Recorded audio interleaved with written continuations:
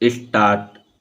पीड़िता के पिता रामलाल ने दिनांक 30/1/2013 को प्रथम सूचना रिपोर्ट संबंधित थाने में दर्ज कराई कि उसकी 9 वर्षीय पुत्री साय 6 बजे से लापता है।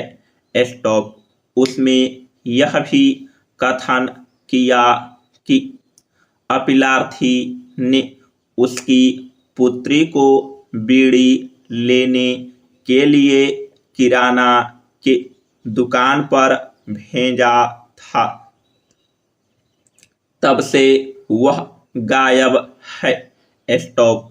चाईगांव माखन खंडवा के पुलिस स्टेशन में तदनुसार FIR संख्या 38/2013 उसी दिन भवदीय संख्या की धारा 363, 366 के अंतर्गत दर्ज किया गया।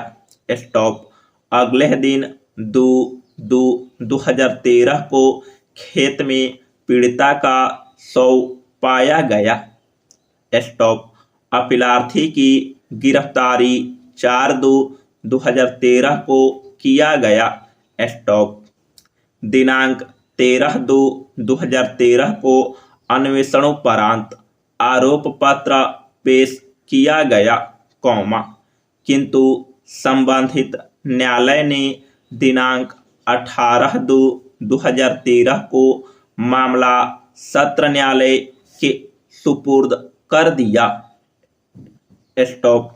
अपीलार्थी की ओर से 18/2/2013 को कोई अधिवक्ता उपस्थित नहीं हुआ। स्टॉप। अतः विधिक सहायता सेवा की ओर से दिनांक 19/2/2013 को अपीलार्थी की सहायता के लिए एक अधिवक्ता नियुक्त किया गया, किंतु वह उपस्थित नहीं हुआ। स्टॉप। फिर भी इसी दिन सत्र न्यायालय ने अपीलार्थी के विरुद्ध भवदीय संख्या की धारा 302, 363, 366, 376 2F और 377 तथा यौन अपराधों से बालकों का संरक्षण अधिनियम 2012 की धारा 4, 5 और 6 के अंतर्गत अपीलार्थी के विरुद्ध आरोप तय किया और 26/2/2013 तक अभियोजन के कुल 13 साक्षियों के साक्ष्य पूरा कर लिए गए। स्टॉप। इसके बाद 27 और 28 फरवरी 2013, 1, 2 और 4 मार्च 2013 तक विचारण पूरा कर निर्णय सुनाया गया।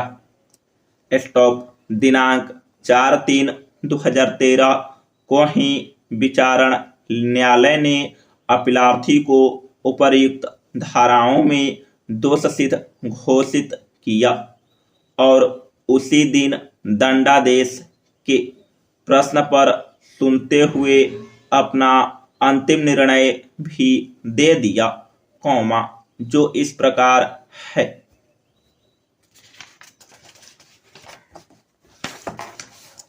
समान अपराध होने के कारण पैक्सो एक्ट की धारा 6 के अंतर्गत कोई दंड नहीं दिया गया।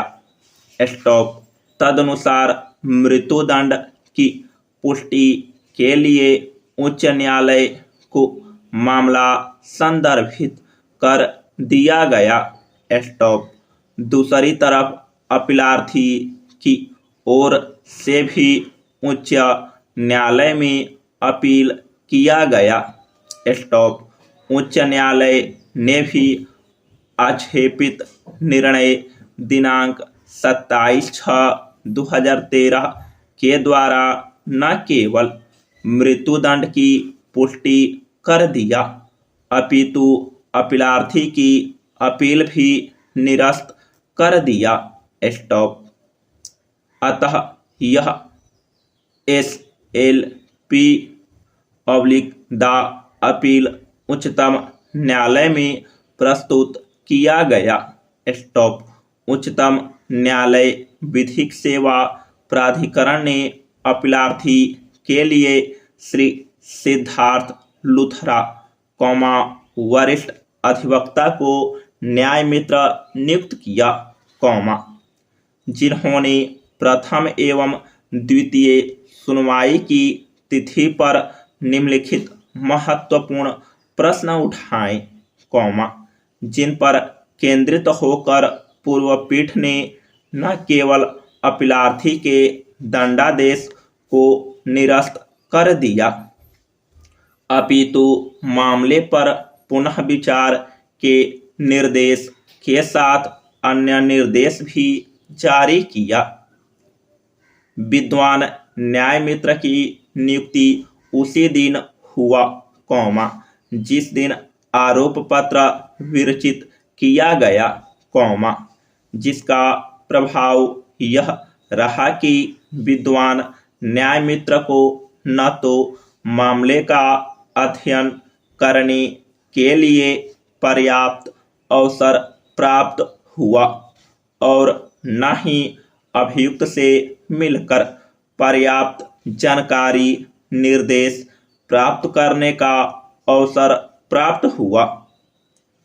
क्या वर्तमान मामले में विचारण न्यायालय के द्वारा अपनाया गया विचारण का तारीख त्वरित न्यायालय के रूप में 13 दिन के भीतर विचारण पूर्ण करके फांसी की सजा सुना देना स्वीकार किया जा सकता है? क्या इस तरीके में विचारण न्यायालय की ओर से कोई उल्लंघन या त्रुटि कारित किया गया? समाप्त।